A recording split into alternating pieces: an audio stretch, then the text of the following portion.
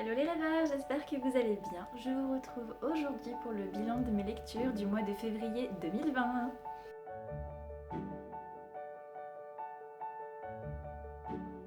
Alors je sais que j'ai commencé par faire la foire aux questions et que je vous avais dit que je tournerais la suite assez rapidement, mais j'en ai eu un petit peu marre de parler de moi en fait, du coup je préfère suivre avec une vidéo qui parle de livres, je trouve ça plus intéressant. J'étais beaucoup plus motivée pour ça, mais la foire aux questions arrivera très vite. Pour en revenir à ce que j'ai lu durant le mois de février, j'ai eu une dizaine de bouquins à vous présenter, 2 audios, un peu de numérique, surtout du papier, dans des genres vraiment très différents. Donc je vais vous parler de tout ça parce que je suis un petit peu sortie de ma zone de confort et ça a été souvent pour le mieux. C'est parti. Alors le mois dernier, je vous avais dit qu'effectivement j'avais terminé le mois de janvier avec La Storia de Elsa Morante aux éditions Folio. Donc je vous invite à aller voir ma dernière vidéo, mon avant-dernière vidéo, donc le bilan de janvier 2020, pour savoir ce que j'en ai pensé, parce que je ne referai pas un petit topo, un topo dans cette vidéo. Voilà, je n'ai pas grand chose de plus à en dire. Charlène ou comment expédier les bouquins.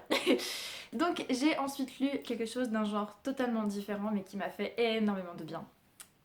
J'ai lu Légende à la Gaïcia, livre 1, donc la suite d'Eragon, La fourchette, la sorcière et le dragon chez Bayard. Donc ce sont en fait 3 chapitres si vous voulez, qui nous font replonger dans l'univers de Christopher Paolini, puisque j'ai oublié de citer l'auteur. Oh là là, la honte. Dans l'univers d'Eragon, que j'ai mais vraiment tellement apprécié. Ça a été la première série que j'ai découverte en fantasy. Et franchement, ça m'a fait plaisir de retourner dedans, de recroiser Eragon, Saphira, même si c'était beaucoup trop court.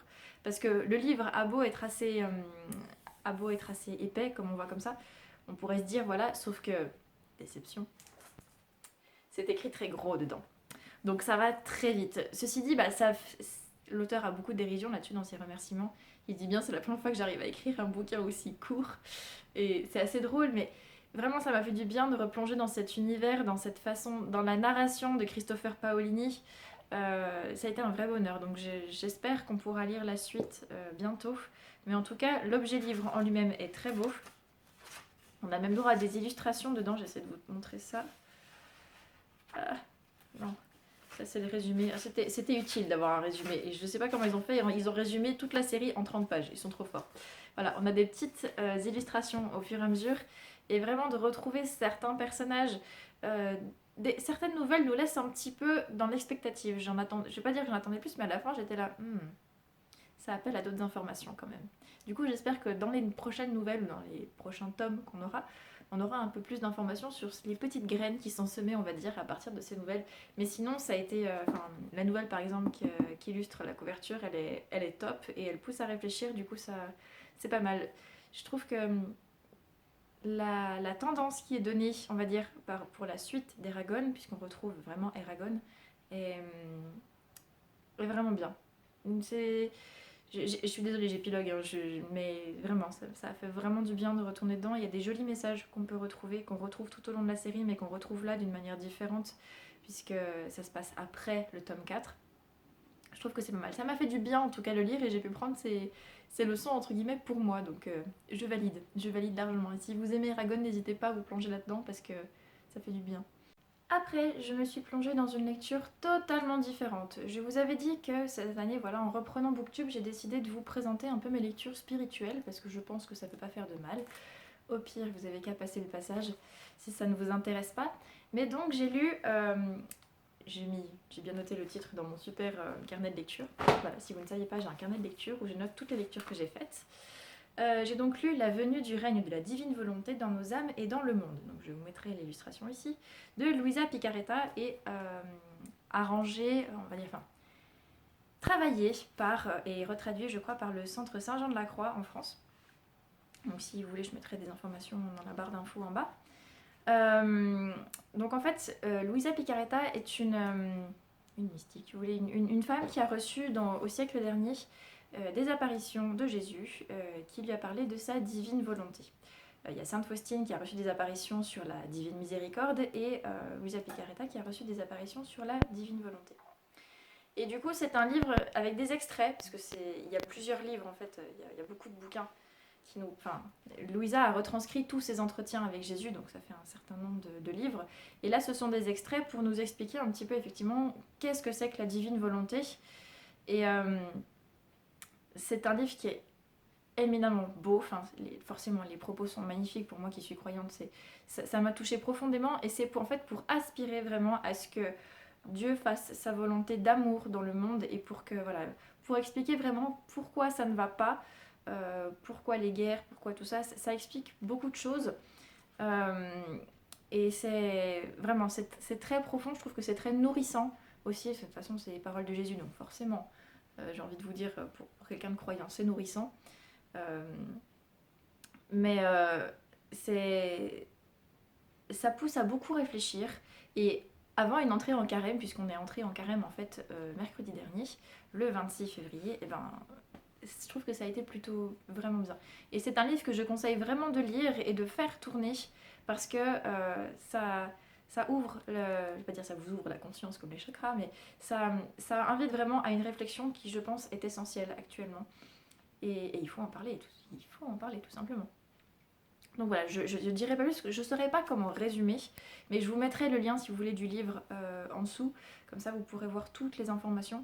Mais vraiment, c'est un livre que je conseille, que je recommande et que je risque bien d'acheter pour l'offrir à des gens. Voilà, c'est tout simplement, c'est merveilleux, c'est beau, c'est divin. C'est tout ce qu'il y a à dire. Voilà. J'ai ensuite lu Si la lune éclaire nos pas de Nadia Hachimi, il me semble, chez Milady. Je l'ai lu en numérique. Alors, encore une fois, j'aime beaucoup les livres de Nadia Hachimi. Si vous me suivez sur la chaîne depuis un petit moment, vous savez que j'ai lu d'autres romans de cet auteur et que je suis vraiment fan de sa manière de narrer qui est très très douce alors qu'elle nous parle de sujets qui sont mais, dramatiques. Et qui, encore une fois, cette fois, elle nous parle en fait de migration. Voilà, d'une famille afghane sans père qui va voyager pour partir en Angleterre parce qu'à Kaboul c'est plus possible, c'est plus vivable et ils vont partir avec des faux papiers, voire sans papiers selon certaines situations. Et c'est franchement, je ne sais pas si j'aurais dû lire ce livre dans le mood entre guillemets dans la période où j'étais parce que j'étais assez fatiguée et nerveusement parlant aussi j'étais fatiguée donc ça a été difficile de le lire mais j'ai vraiment apprécié ce livre qui nous parle quand même d'espoir, qui nous parle de ces migrants qui vivent des choses tellement compliquées, qui continuent d'espérer, qui persévèrent parfois au risque de leur vie même. Et on a envie de se dire, on peut pas laisser la situation comme ça. Et pourtant, on a conscience que c'est bien plus compliqué et qu'avec, au niveau des lois, de tout ça, c'est tellement le chenille que voilà, enfin, on a conscience, nous, en tant qu'Européens, des difficultés que ça peut créer et en même temps, quand on est plongé dans leur aventure à eux, parce que c'est une fiction, hein, mais quand on est plongé dans ce qu'ils peuvent vivre, on se dit mais comment, qu'est-ce qu'on peut faire pour... Enfin, je pense que c'est le but en fait de ce livre, de nous pousser à réfléchir. Et cette histoire a été remarquablement touchante, comme d'habitude, mais je crois que celle-ci plus encore que les autres parce qu'elle elle est vraiment enfin, elle est dramatique et en même temps elle est pleine d'espoir, comme tous les livres de Nadia Hachimi. Et par contre, j'ai été très frustrée par la fin parce que c'est une fin ouverte et qui, je pense, était très adaptée au livre. Mais moi, je n'aime pas les fins ouvertes. J'aime bien quand les choses sont nettes. Et bon, elle pousse à espérer vraiment. C'est une jolie fin, mais je voulais une fin nette avec je sais pas, enfin une note extrêmement positive. Et voilà, la réalité n'est pas toujours comme ça, mais ça a été une très belle lecture avec encore une fois une très belle narration. Et même si la fin ouverte m'a laissé voilà, et ben frustrée, et ben c'est une très jolie lecture que je recommande, mais alors foncièrement à tout un chacun. Voilà. Après ça, je me suis plongée dans un tout autre genre de livre. Je me suis plongée dans Les Perles du Curé, le best-of des Black Cato de Bruno Delaroche aux éditions Artege. Donc en fait, c'est un petit recueil de perles qu'on peut trouver sur les églises, dans les églises, donc autant des perles véridiques que des histoires de Toto, des blagounettes. Ça a été très rafraîchissant à lire, comme je vous l'ai dit, j'avais pas trop le moral, j'étais fatiguée, donc ça m'a aidé en fait un petit peu à égayer mon quotidien, même si je n'ai pas toujours compris toutes les blagues, ou je n'ai pas forcément adhéré à la blague, d'autres que j'ai trouvées plus drôles que certaines, mais forcément on n'est pas toujours perméable à tout, mais voilà, mais ça a été Vraiment une assez jolie lecture. Je vais essayer de vous retrouver une, une comment dire, une ou deux blagues assez courtes. Euh, Là par exemple, en plus c'est réparti, hein. Il y a des illustrations de Guizou, comme là. Je vais vous montrer. Voilà, on a des petites illustrations. Là c'est au confessionnal. Donc ça peut être des petites blagues courtes. Vous voyez, il y en a, c'est agencé comme ça. Ou alors ça peut être des blagues plus longues. Mais franchement, c'est assez frais et ça se lit du coup, ben, ça se lit quand on veut, ça peut se lire une blague de temps en temps, on pioche au hasard ou alors vous faites comme moi, vous en lisez quelques-unes à la fois. Mais du coup, c'était franchement rafraîchissant. Et tenez, par exemple, ça c'est une vraie. Hein. Un homme était allé se confesser à Don Bosco, donc c'est un Jean Bosco. Ma dernière confession remonte à il y a 10 ans. Ah bah ça fera 1000 lire. Comment ça? Je croyais que se confesser était gratuit. Vous le saviez? Et pourtant vous n'êtes pas venu depuis tout ce temps?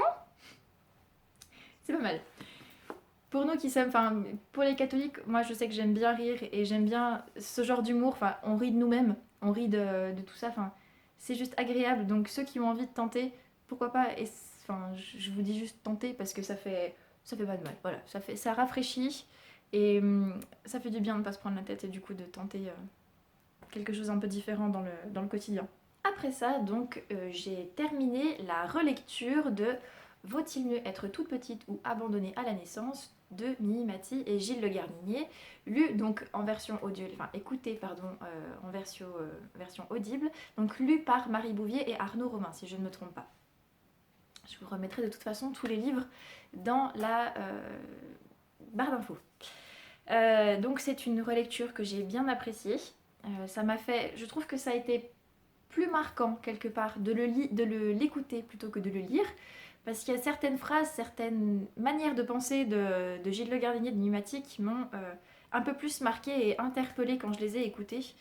C'est la magie des livres audio.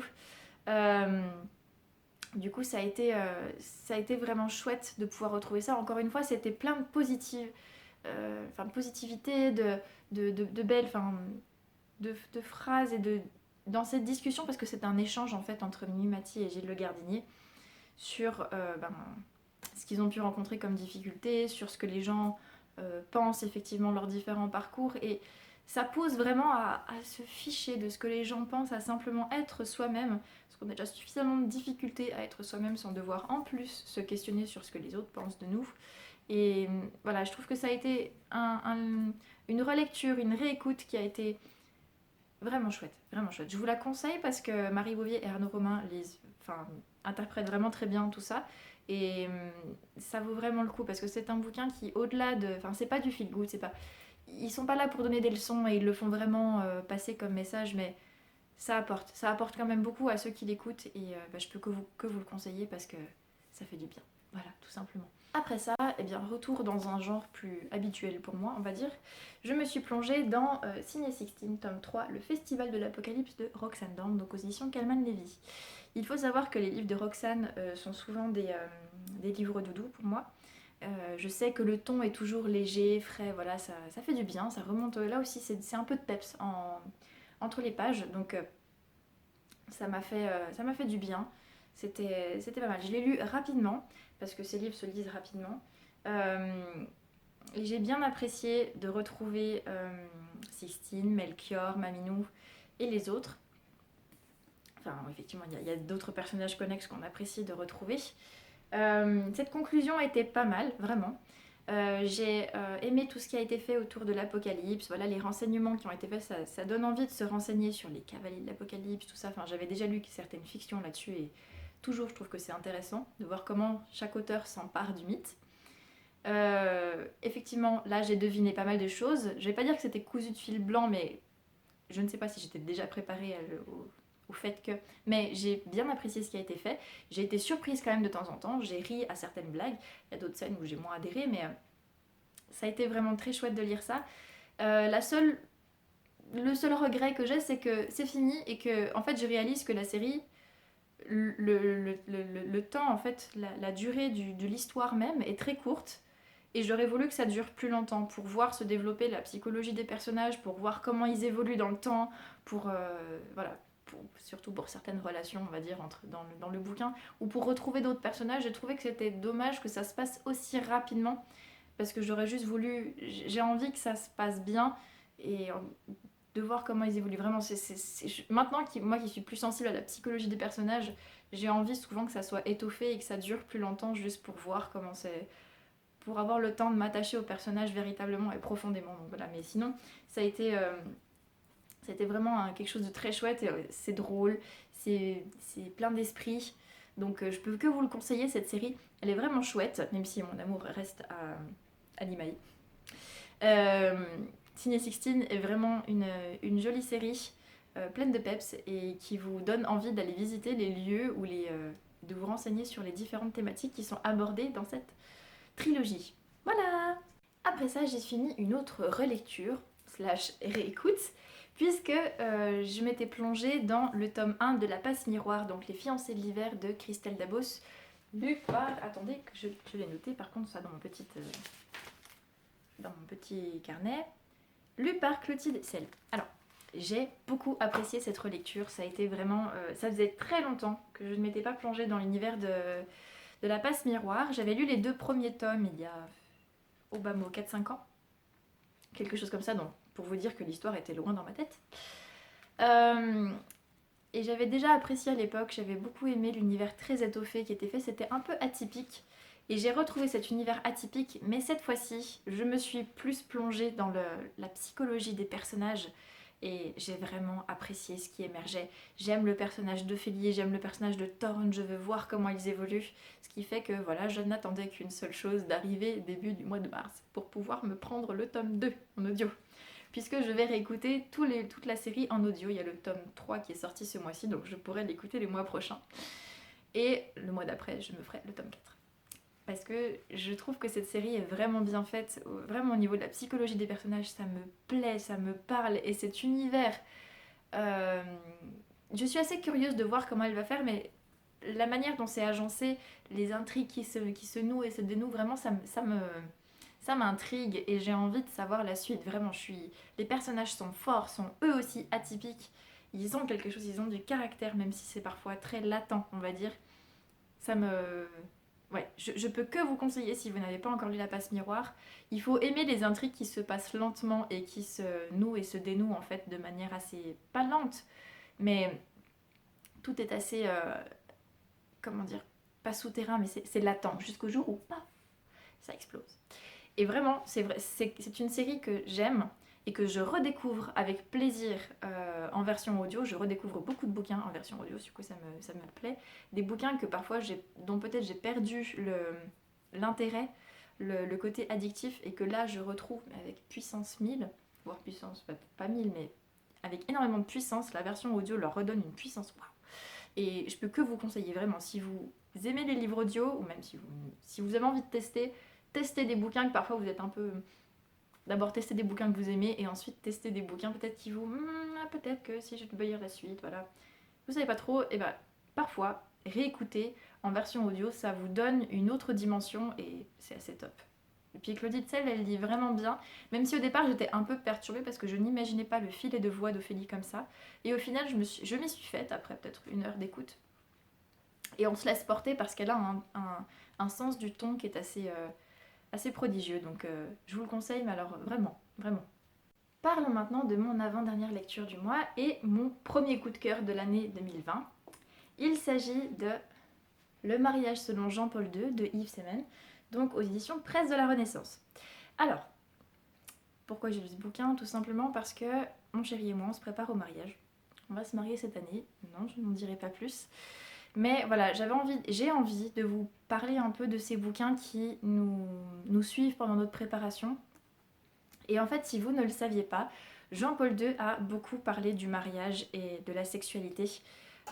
Il a fait un bouquin comme ça, qui s'appelle La théologie du corps, et qui est la suite en fait de la lettre de l'encyclique de Paul VI. Je ne sais plus comment s'appelle l'encyclique. Je retrouverai ça, je vous mettrai certainement en barre d'infos. Si je l'ai oublié et que vous êtes intéressé, n'hésitez pas à m'envoyer un mail ou à laisser un commentaire, j'y répondrai volontiers. Et en fait, ça nous pousse à reconsidérer le mariage comme une réelle vocation, comme ceux qui décident de devenir prêtres ou religieuses ou moines. Le mariage chez les chrétiens est une réelle vocation puisqu'elle pousse en fait à devenir image de la Trinité Sainte, donc image de Dieu en fait. Les époux se donnent l'un à l'autre et tout dans la conception de la sexualité aussi, dans tout ça. Et en fait, c'est un vrai défi actuellement, parce qu'avec tous les divorces, tout qu'on voit, de retrouver le sens premier du mariage. Et c'est un bouquin qui est vraiment plein d'amour. En fait, Yves Semen a pris la théologie du corps et a essayé de la réexpliquer de manière plus concise et plus simple pour des gens tout venant. On n'arrive pas tous forcément à comprendre les écrits parfois envolés des papes. Je dis parfois, hein, pas tout le temps. Mais c'est extrêmement riche, c'est extrêmement puissant et c'est extrêmement beau. Et en fait, ça nous pousse à nous dire, bah ouais, bah nous aussi en fait, on a une mission, on a quelque chose à apporter dans ce monde. On n'est pas simplement ok, on va se marier, c'est pas une vocation par défaut en fait, parce que je ne me suis pas sentie appelée à un ordre ou à devenir religieuse. J'ai une vocation dans le mariage et je vais apporter de l'amour, je vais me donner à mon conjoint et c'est mon conjoint en fait. Enfin, il y a tellement, je pourrais vous dire tellement de choses. Voilà, c'est un bouquin qui fait, je crois, 450 pages et c'est 450 pages de contenu, mais ça se lit d'une traite. Enfin, moi, je l'ai lu, je rouvrais le livre avec plaisir. J'avais envie de me mettre dedans, mais voilà, il est assez riche, mais ça nous fait travailler. En même temps, ça nous fait respirer parce que, waouh, ça ouvre des perspectives, mais folles.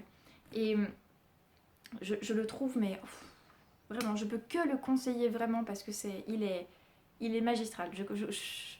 Cette théologie du corps, elle est, mais voilà, je suis pleine de joie enfin, plus je lis des choses là-dessus et plus je me sens pleine de joie, motivée. Enfin, j'ai toujours été motivée, mais si vous voulez, ça redonne, ça fait jaillir un feu, quelque chose, une ardeur qui est incroyable. Voilà, donc je peux que vous conseiller parce que voilà, peut-être que vous allez être comme moi rempli d'un feu, de tout ça, et il faut dire clairement, l'Église n'est pas contre la sexualité. L'Église est pour la sexualité, mais la sexualité est quelque chose de sacré. Et dans le cadre du mariage, enfin, je veux pas vous expliquer tout ça parce que c'est au livre de le faire et que moi je le ferais très mal et que ça serait mal interprété après, mais lisez juste ce livre pour comprendre effectivement. Il y a d'autres bouquins que j'aurais pu vous présenter. La théologie du corps pour les débutants, voilà, les Américains se planchent beaucoup là-dessus. Ce sont des trucs extraordinaires et qui montrent la beauté de la sexualité, la beauté du don de soi-même et qui montrent à quel point, en fait, même ceux qui décident de rester célibataires toute leur vie, les prêtres, les religieuses qui décident de se donner au Christ, il y a une dimension du don de soi et que l'homme est appelé à se donner. Que ça soit dans le célibat ou dans le mariage, et c'est beau, c'est tellement beau. Voilà, je vais pas épiloguer plus, mais voilà, vraiment, c'est magnifique. Et lisez ces bouquins. Et désolée si je passe pour une fanatique, mais je suis juste in love de ces trucs-là. Voilà. Et enfin, dernier livre que je n'ai pas encore terminé. Encore une fois, il s'agit d'ouvrages de religion, mais en fait, ils arrivaient quasiment en même temps dans ma pile à lire. Donc j'ai décidé, comme c'était le début du carême, j'allais me plonger dedans aussi, ça me ferait du bien pour me lancer voilà, jusqu'à Pâques, pour m'offrir ce temps particulier du carême, qui est un temps en fait de réconciliation, de soin de la relation que Dieu a avec nous, cette relation d'amour. Voilà, je ne vais pas épiloguer là-dessus. Donc je me suis plongée dans Le Christ hébreu de Claude Tresse-Montant, donc aux éditions Des Clés de Brouwer Poche. Alors, sur Instagram, j'en ai parlé hier soir. C'est un bouquin, je ne pensais pas foncièrement apprécier, c'est mon chéri qui m'a prêté ça, qui l'a lu, qui a beaucoup aimé, et en fait, c'est trop bien. C'est, pour vous dire, voilà, j'ai lu plus de 300 pages en 2-3 jours. C'est pas tout le temps le cas que j'y arrive, mais ça se lit très très vite, très facilement. Le ton est abordable pour des gens qui n'ont pas l'habitude d'étudier la Bible, parce que c'est une forme d'étude de la Bible. En fait, Claude Tresse-Montant prouve que, contrairement à l'idée communément admise, en tout cas quand il a publié ce livre, Les évangiles, donc le Nouveau Testament, les 4 évangiles n'ont pas été écrits à la fin du 1er siècle, après toute une tradition de transmission orale des paroles de Jésus, mais tout de suite après la mort et la résurrection du Christ.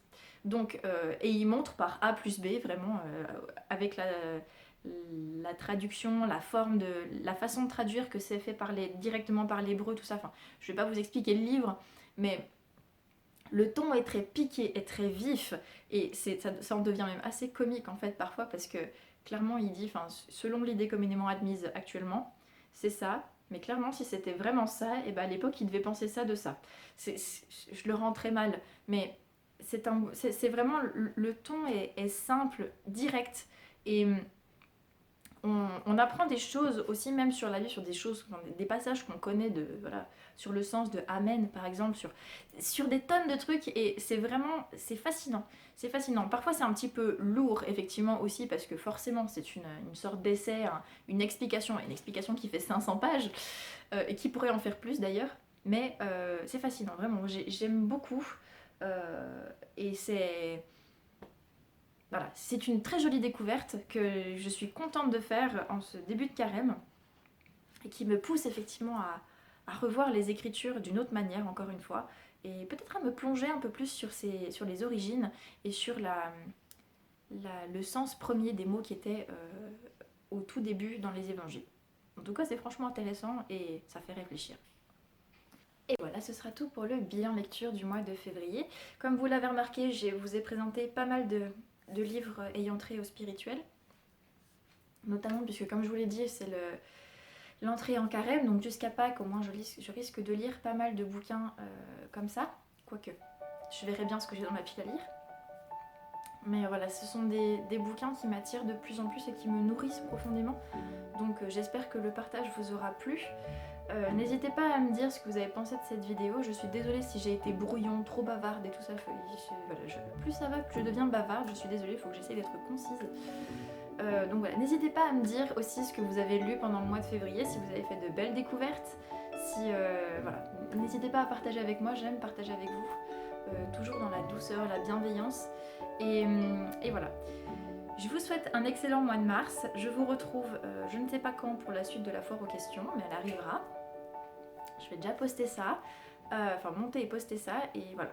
Je vous fais plein de poutous et je vous dis à très très bientôt pour une nouvelle vidéo.